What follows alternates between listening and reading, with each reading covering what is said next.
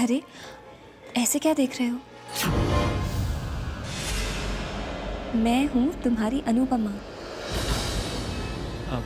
हाँ अनु, मैं वो एक्चुअली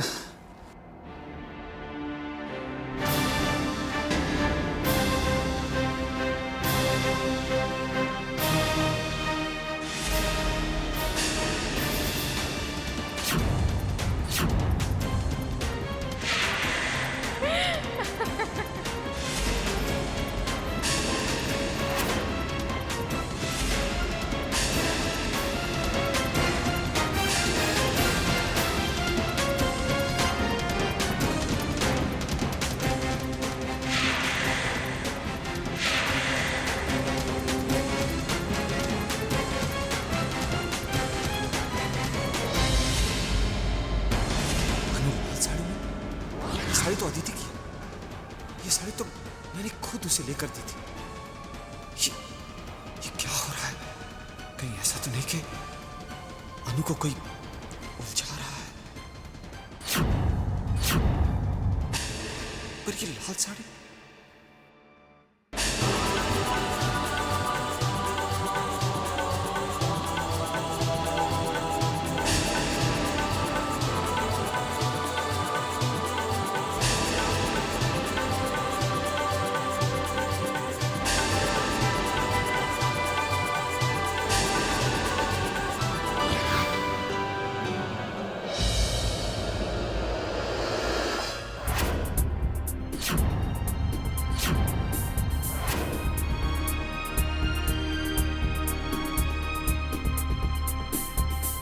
चैतन्य अचानक इतने परेशान क्यों हो रहे हैं? कौन सी बात है जो उन्हें सताई जा रही है?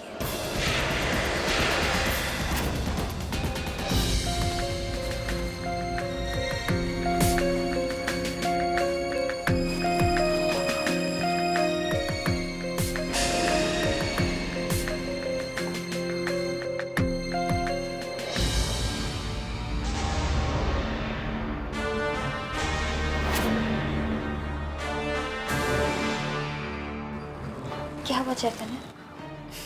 ऐसे क्या देख रहे हो? ये साड़ी अच्छी है ना? मुझे तोहफे में मिली है। किसने तोहफे में दी? गेस कीजिए। अनु किसने तोहफे में दी? नाराज क्यों हो रहे हो? ये मुझे रिधिमा ने दी है। अच्छी है ना? अच्छी कैसे नहीं होगी? रिधिमा की चॉइस है ही इतनी बढ़िया। पता है उसने क्या कहा? कि ये मेरी तरफ से मेरी दीदी के लिए तोहफा है। क्यों हर बात रिधिमा की तरफ इशारा कर रही है? रिधिमा ये खेल क्यों खेल रही है मेरे साथ? उसे कैसे पता चला कि बिल्कुल ऐसी ही लाल साड़ी अदिति के पास भी थी?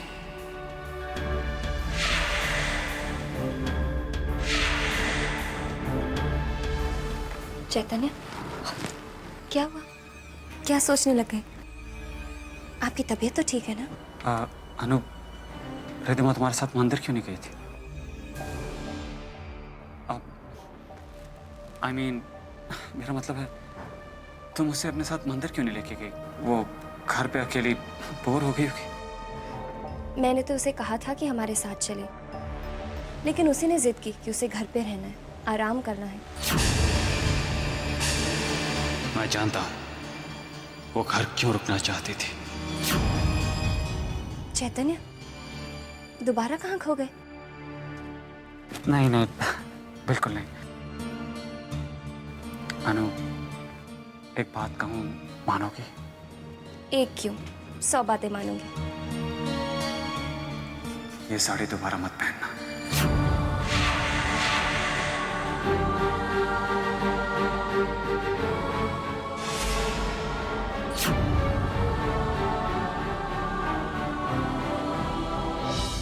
माया पुत्र, क्या बात है? तेरे चेहरे की रंगत क्यों उड़ी हुई है? हैं? माँ वीर को लेकर परेशान हूँ। ये बाप बेटे के झगड़ों में कहीं नुकसान हमारा ना हो जाए।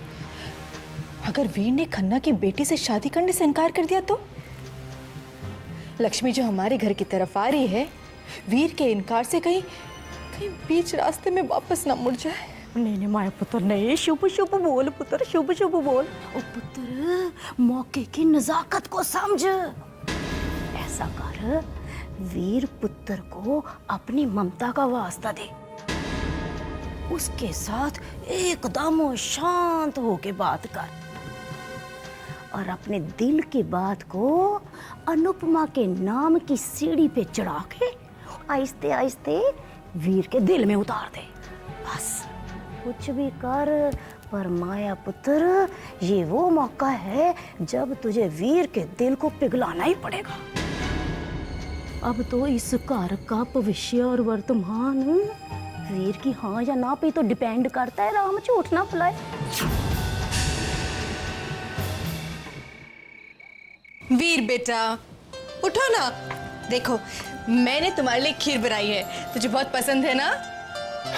मॉम, रख दीजिए, मैं बाद में खा लूंगा। अरे रख कैसे दूं? ला तुझे अपने हाथों से खिलाती हूँ। आ मुंह खोल आकर। मॉम प्लीज, मैं सब समझता हूँ, आपने ये खीर मेरे लिए क्यों बनाई है। बेटा तू कुछ समझते ही तो नहीं है। अरे उस अनुपमा के लिए तुम बाप बेटे आपस में क्यों उलझ पड़ते हो? थोड़ी सी तो शर्म कर। माँ, ये शर्म की बातें आप मुझसे मत कीजिए, जिन्हें समझना चाहिए उन्हें जाकर समझाइए। अरे कहाँ जा रहा है? तू चिंता मत कर, तेरे पापा को मैं समझा दूंगी। और हाँ, अनुपमा का शगुन लेकर तू ही जाइयो, सारी तैयारियां मैं करूंगी अपने हाथों से। माँ, आप तैयारी करें या ना करें, पापा अपनी जिम्मेदारी समझें या ना समझें, मैं भाई होने की जिम्मेदारी समझता हूँ। अच्छा ठीक है, ठीक है। मेरा मतलब है कि तुझे अपनी बहन के लिए जो करना है, जैसे करना है, तो बिल्कुल वैसे ही कर, कोई तुझसे कुछ नहीं कहेगा। बेटा तुझसे एक जरूरी बात करनी थी। तुझे पता है तेरे लिए एक रिश्ता आया है। रिश्ता? माँ, आपको पता भी है आप बोल क्या रही हैं? मेरी पूरी बात तो सुन ले तू। बड़े ऊंचे लोग हैं, बहुत बड़ा खानदान है उनका, और वो उनकी इकलौती बेटी है। और बेटा जरा सोचकर आराम से मुझे बता देना। हाँ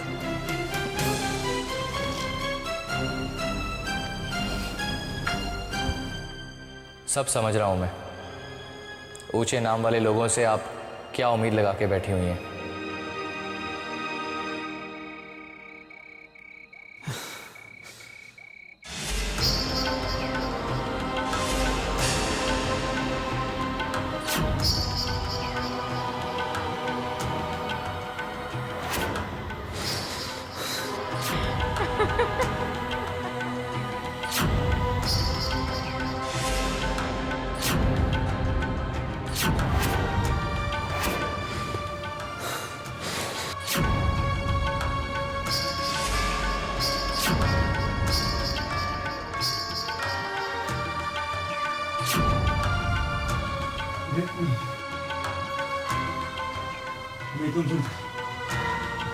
नहीं, तुम जिंदा नहीं।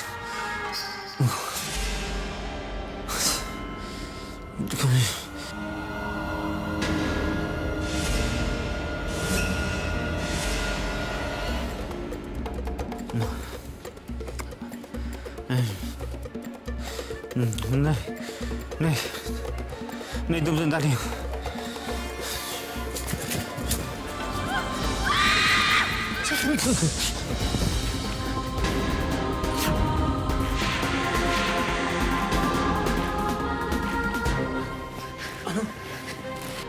अंदर है सारी। अनु, तुम्हें कहीं लगी तो नहीं?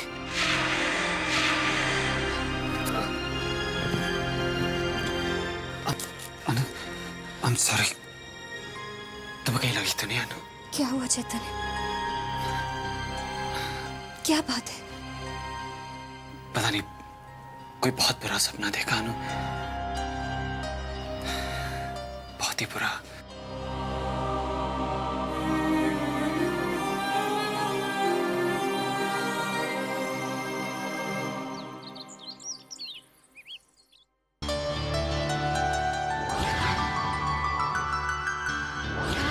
आज शादी के बाद मेरी पहली एकादशी है।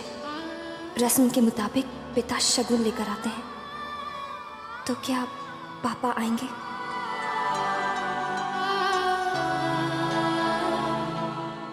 तुम जानती हो रिद्धमा, शादी के बाद जब हमारी पहली एकादशी थी,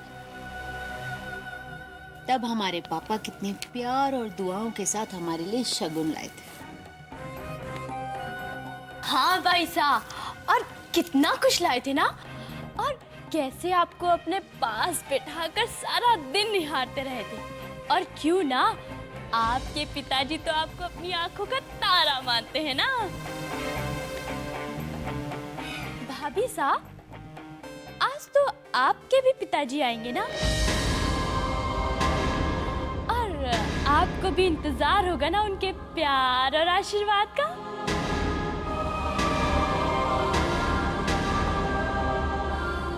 अनुपमा दीदी, पता नहीं आज पापा आएंगे भी या नहीं।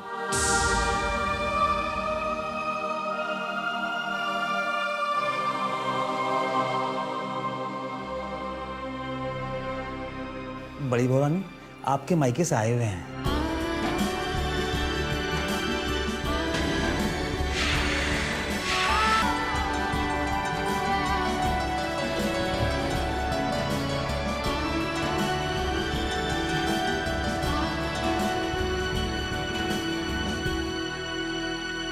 दीदी, दीदी कैसी हो दीदी? वीर, पापा। ओ दीदी, दीदी वो क्या हुआ ना कि पापा को लास्ट मोमेंट पे कोई काम आ गया और उन्हें आउट ऑफ टाउन जाना पड़ा। तो पापा ने मुझे भेजा ये शगुन का सामान लेकर। दीदी मैं कितना लकी हूं ना कि कितनी जल्दी मुझे मौका मिला आपसे दोबारा मिलने का। और हाँ दीदी, ओ ये देखो, ये पापा ने आपके लिए ये लेटर भी दिया। लेटर? मेरे लिए? हाँ।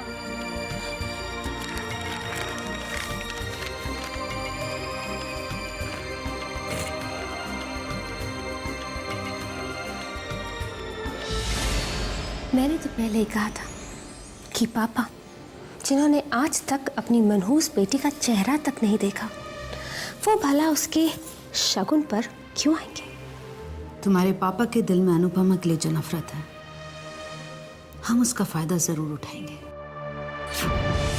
अनुपमा, रस्म के मुताबिक आना तो खुद ही चाहता था, पर एक बहुत ज़रूरी काम आ गया। हो सके तो मुझे माफ़ कर देना। वक्त मिलते ही बहुत जल्द तुम्हें मिलने आऊँगा।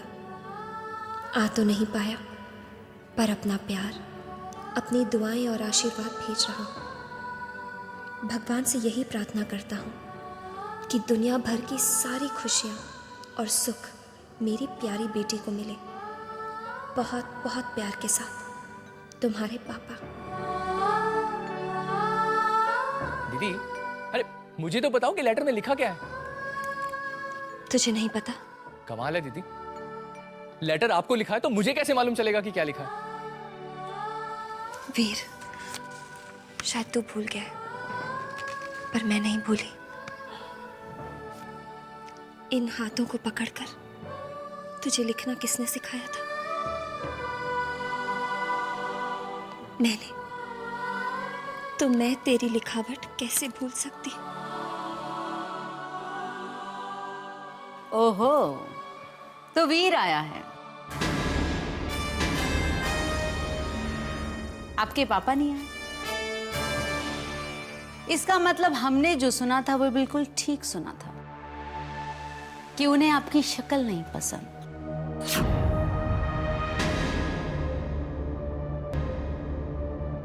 वो आपको मनहूस समझते हैं।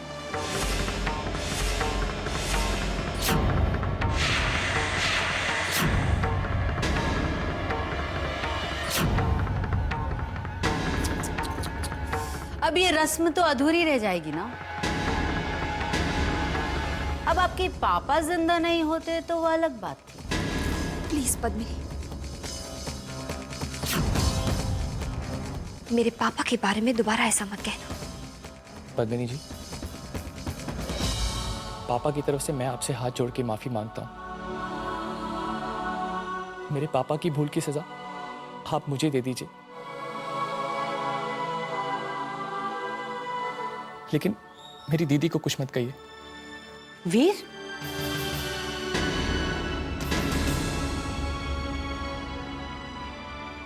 बेटे ये क्या कर रहे हो? तुम्हें किसी से माफी मांगने की कोई जरूरत नहीं है।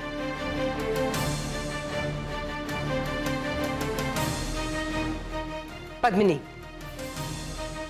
तुम भूल रही हो कि ये सारी रस्में इंसानों ने बनाई हैं और इंसान चाहे तो इन्हें बदला भी जा सकता है। अगर किसी वजह से अनुपमा के पापा नहीं आ पाए तो क्या हुआ? उसका भाई तो आ गया है। उसके लिए ढेर सारा प्यार और ढेर सारा आशीर्वाद लेकर, है ना? इसलिए तुम्हें कोई सजा नहीं मिलनी चाहिए। तुम तो बहुत सारे प्यार के हकदार हो। बल्कि मैं तो हमेशा ये दुआ करूंगी कि काश हर बहन को वीर जैसा भाई मिले।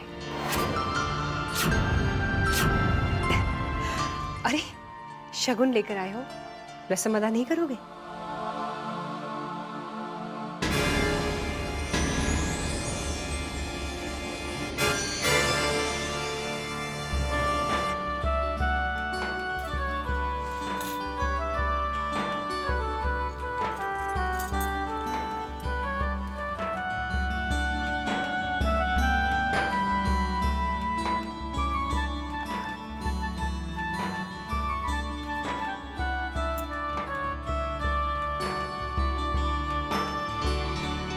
बेटे, भाई बहन के बीच प्यार के ये पल बहुत ही अनमोल होते हैं। इन्हें बहुत संभाल के रखना।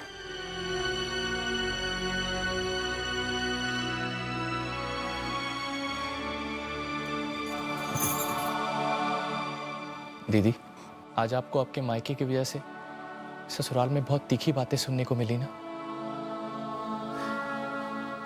और दीदी, उस लेटर के लिए मुझे माफ कर देना। मैं तो सिर्फ आपको खुशी देना चाहता था। वीर, तूने सुना नहीं माँ ने क्या कहा? तेरे जैसा प्यारा भाई तो हर बहन को मिलना चाहिए। हाँ दीदी, पर ऐसे पापा होने से तो अच्छा है कि पापा हो ही ना। वीर, मैं पापा के बारे में ऐसी... पर दीदी... नहीं वीर, मैं पापा के बारे में कुछ नहीं सुनना चाहती, तुम्हारे मुंह से भी नहीं। काश बेटी के प्यार का एहसास पापा के पत्थर दिल को छू पाता। पर दीदी, मैं भी क्या करूं? कोई आपको दुखी करे ये मुझसे भी बर्दाश्त नहीं होता, चाहे वो पापा ही क्यों ना हो। वीर, वीर,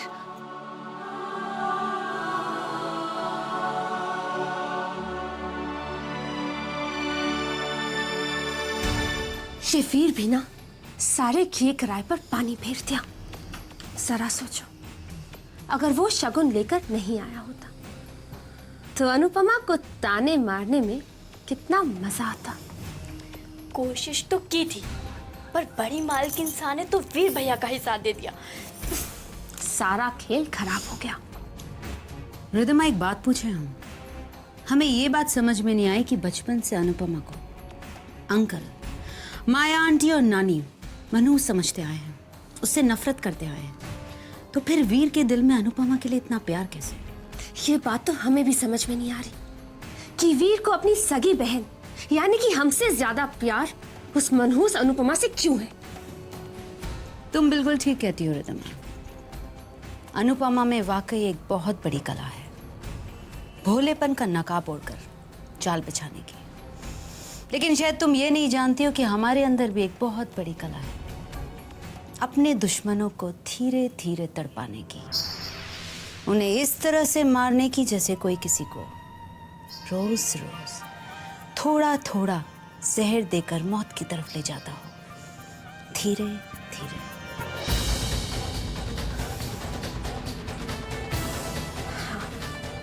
अनुपमा के खिलाफ ये हथियार जरूर काम आएगा।